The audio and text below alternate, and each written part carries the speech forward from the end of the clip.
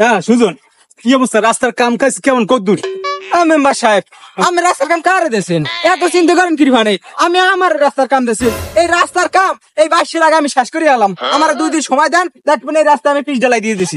Madam বাড়ি বইয়ে থাই কি মানে? আমি জানি তোর দ্বারে যে কাজটা যায়, আমি ভরসা কারে ভরসা করি? আমার ছোট মেম্বার, আমি খালি নামে আমার কাম করতে আমি মেম্বার যাই। কথা একটু সাবধানে বলবা তুমি। আচ্ছা যাই হোক, রাস্তার কামটা দেখি কদ্দূর হয়েছিল। হয় লন মেম্বার সাহেব লন।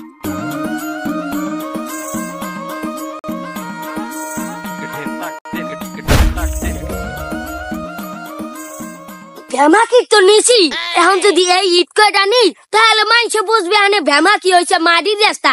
আর এই ইট কয়টা যদি নিই তাহলে মোর 10 তলা বিল্ডিং এর কাম হ্যাঁ এই এলাকার কেউ ঠেয়াইতে পারবে না।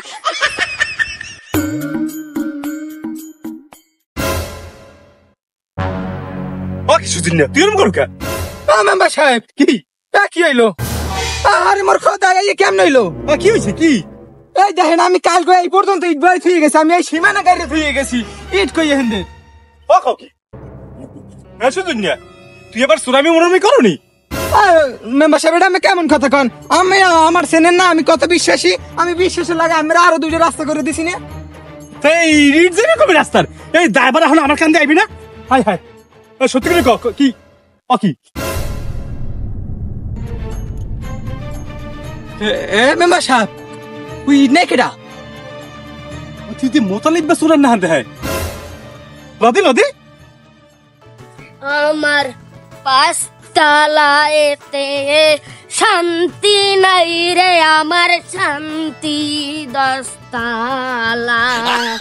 ওরে 5 তলাতে শান্তি নাই রে, আমার শান্তি। ভালো গল্প। এত কয়দিনে সরকারি রাস্তার ইট তুমিই নেতা। সুজন না, তুই ওরে কিছু কর এত কয়দিন দেখো না তুই ওরে? তোর এত বড় সাহস, তুই আমার রিজিকে হাত দাও। এই রাস্তা বানানোর ফাইভ হয়ে তুই সেটা ইট বেচছে আমি খাই।